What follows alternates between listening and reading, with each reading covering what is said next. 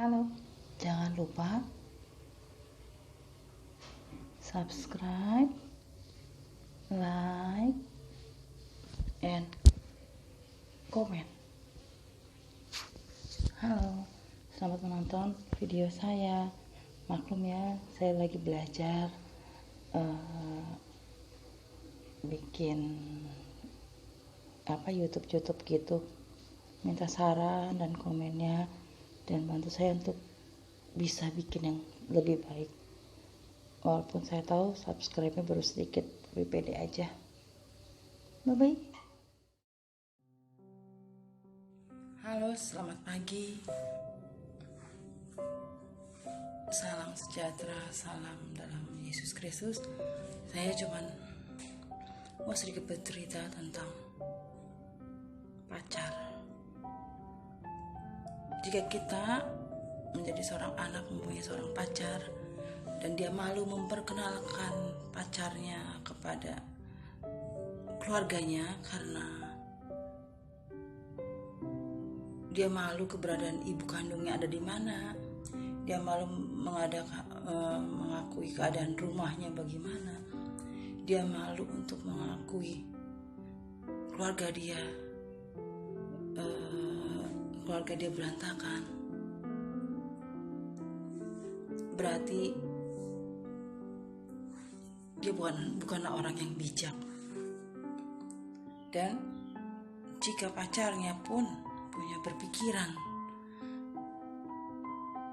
setelah tahu keadaan keluarganya seperti itu, dia putus.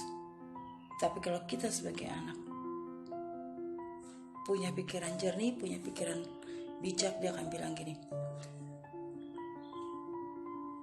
saya ingin mempunyai seorang pacar yang bisa menerima keadaan saya, baik buruknya keluarga saya, tanpa mau melihat apa yang terjadi di keluarga saya.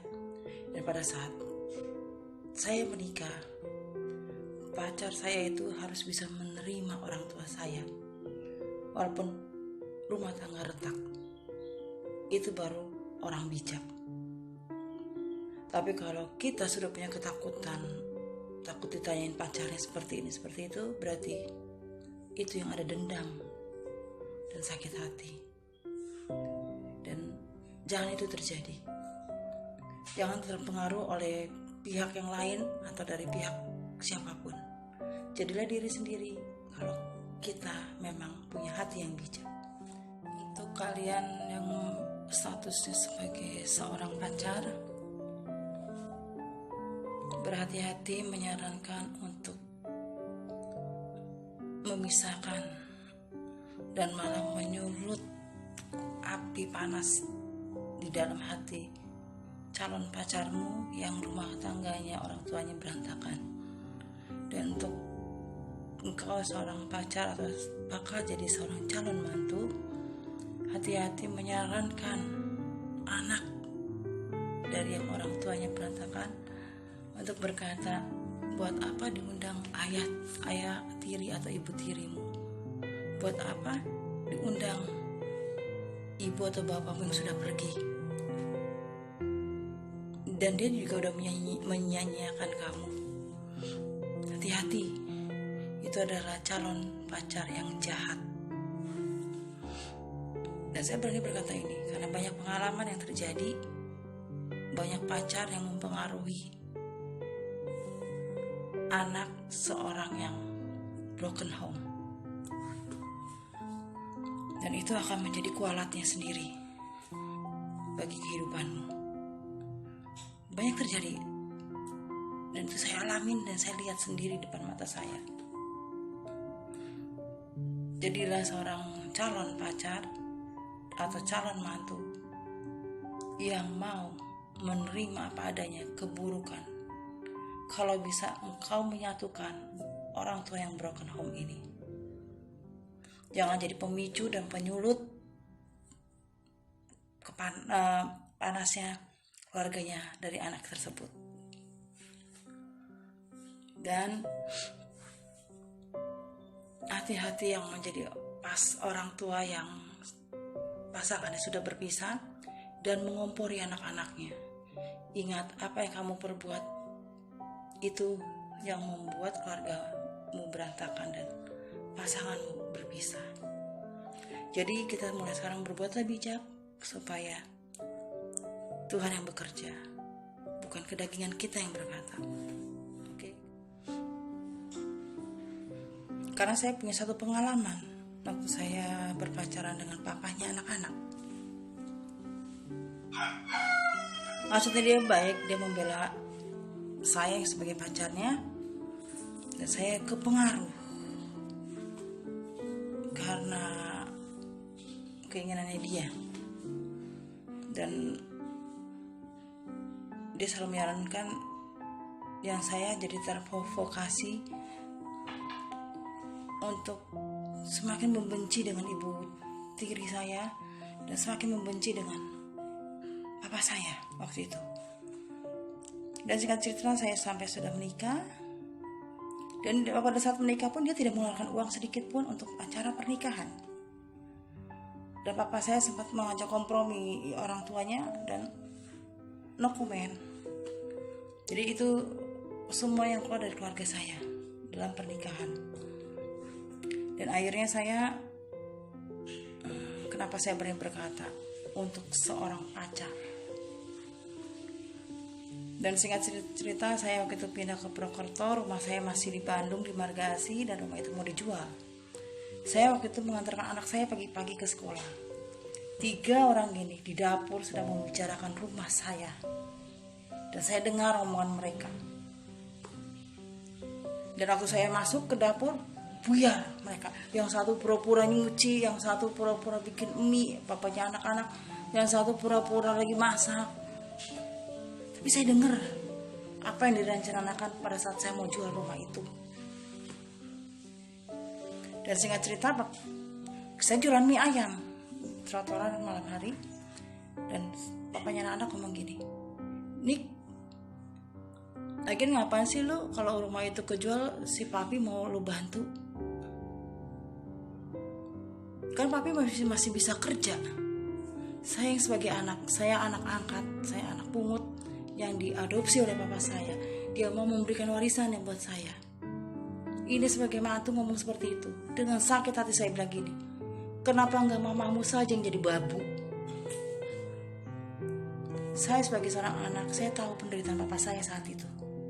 Papa saya lagi gak ada uang. Dan saya bersyukur saya mau jual rumah itu dan saya mau bagi papa saya. Nah, masalahnya kan tanggung jawab yang saya tinggal di rumah orang tuanya, yang harus bertanggung jawab memiliki rumah itu kan keluarganya, itu Pak Basuki gitu loh. Dan saya buatin modal. Dan itu yang saya katakan, jangan sampai yang namanya pacar atau calon mantu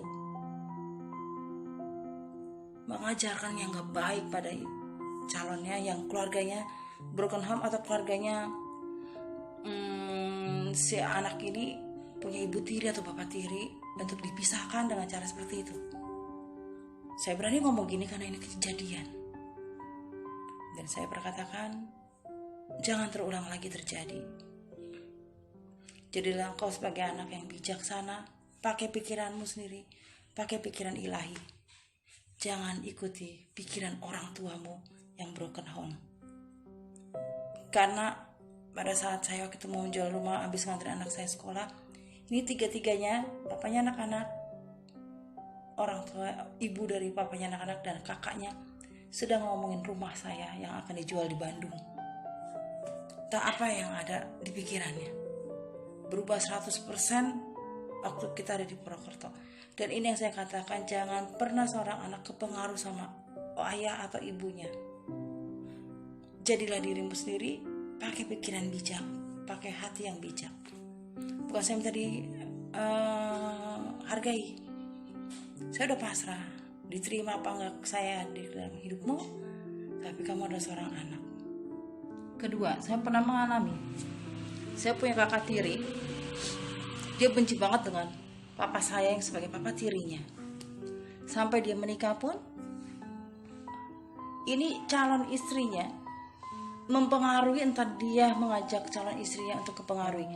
Jadi saya perkatakan kepada calon mantu dimanapun berada yang punya keluarga dari si pacar yang calonnya ini punya ayah tiri atau ibu tiri, jangan ikut campur, dan kamu harus bisa jadi penengah untuk itu. Haknya ya, ibu atau bapaknya sudah punya pengganti yang lain, tapi undanglah mereka. Bukan saya minta diundang ya satu saat, tapi itu akan terjadi satu yang namanya kualat. Kenapa saya berkatakan ini? Bukan saya mendoakan, bukan, tapi ini kejadian.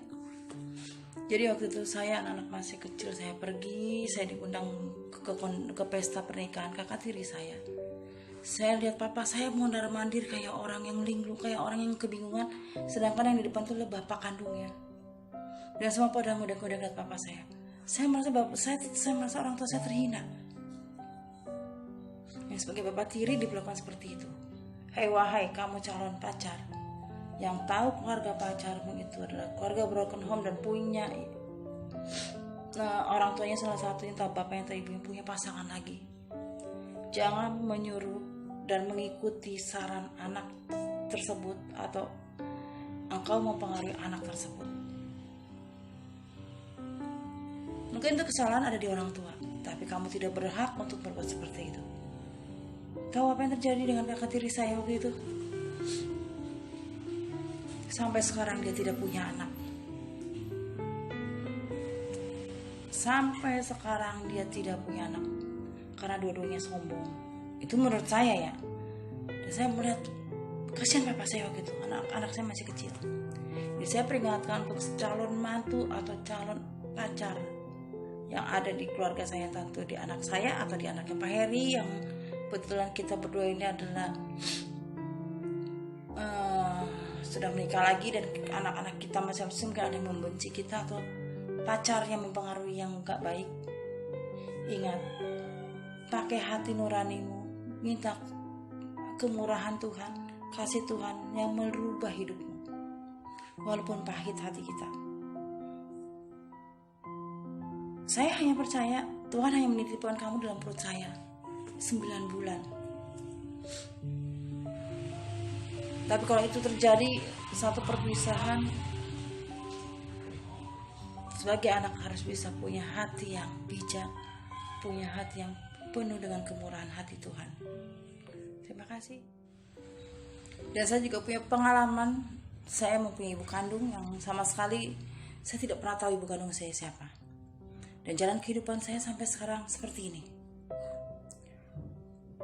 Saya kembar, dan akhirnya Tuhan memberikan saya anak keturunan yang kembar yang sama, laki dan perempuan. Dan ibu saya membuang saya dengan kembaran saya, dan saya diadopsi oleh papa saya yang sekarang menjadi orang tua saya. Dan pada saat saya menjalani hidup, ini terjadi pada anak perempuan saya, sama seperti kembaran saya. Dan kembaran saya ini sampai dia ke orang pintar di Garut, dia nanya, ini ada anak, saya mau mencari orang tua saya yang asli, yang kandung katanya. Dia dimarahin sama dukun ini orang Garut, pakai bahasa Sundanya Sunda kasar. Intinya kalau Indonesia, bukan kamu goblok yang mau nyari ibu kandung, tapi adikmu. Digambarin modelnya saya ya, digambarin, ini kan ibu adikmu. Nah, dia yang punya hati tulus untuk mencari ibu kandungnya. Dia bilang gini, kembaran saya bilang, saya benci sama ibu kandung saya yang setelah membuang saya. Dan saya berkatakan, kamu kalau tidak ada ibu kandung kamu tidak akan jadi insinyur sekarang. Kamu kalau tidak ada ibu kandung kamu, tidak akan kamu diadopsi oleh papa kamu sekarang. Walaupun kita dilahirin itu tidak ada zamannya operasi, dia keluarin satu. Seperti apa dia memperjuangkan ngeluarin kita, dan akhirnya kita diadopsi orang. Itu yang saya katakan dengan kembaran saya. Dan kembaran saya menjadi sarjana, dan jujur dia agak sombong. Dan ini terjadi pada anak saya yang perempuan. Saya cuma bilang, mungkin kita sedang mungkin ada ya namanya karma, itu pasti ada. Tapi saya bilang, kamu jangan membenci saya, Bukan saya minta, saya nggak bisa untuk tidak dibenci anak, bukan. Itu sudah terjadi loh. Ada kejadian bagaimana kembaran saya membenci ibu kandungnya.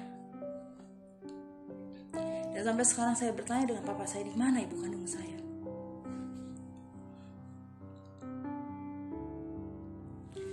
Saya cuma ingin kalau memang ibu kandung saya masih ada, saya ingin ketemu. Jika ibu kandung saya sudah meninggal, saya ingin tahu kuburannya.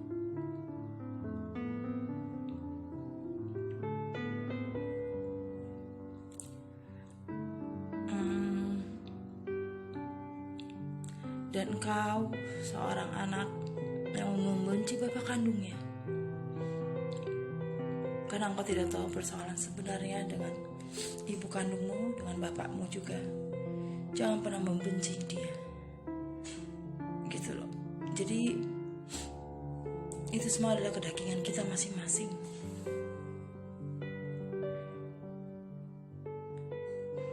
Marilah kita sekarang saling mengampuni, jangan menghakimi, mengampuni, mengoreksi diri. Saya pun sedang mengoreksi diri dalam keadaan ini. Dan saya berani berkata sekarang, karena kemarin ini saya benar-benar bad mood dan saya nangis sehingga saya sakit vertigo ya. Saya nggak bisa bangun, saya tidur madep ke sini, saya langsung belum sampai muter, cuman Pak Heri lihat saya dan Pak Heri bilang, saya bingung harus gimana. Saya ngeliat kamu nangis terus, kepikiran. Jadi saya minta untuk pada calon pacar, calon mantu, dan kau orang tua yang hidup ya bersama anakmu, berbahagialah. Karena bukan saya ingin meninggalkan anak saya, tapi untuk pasangan saya, berpikirlah.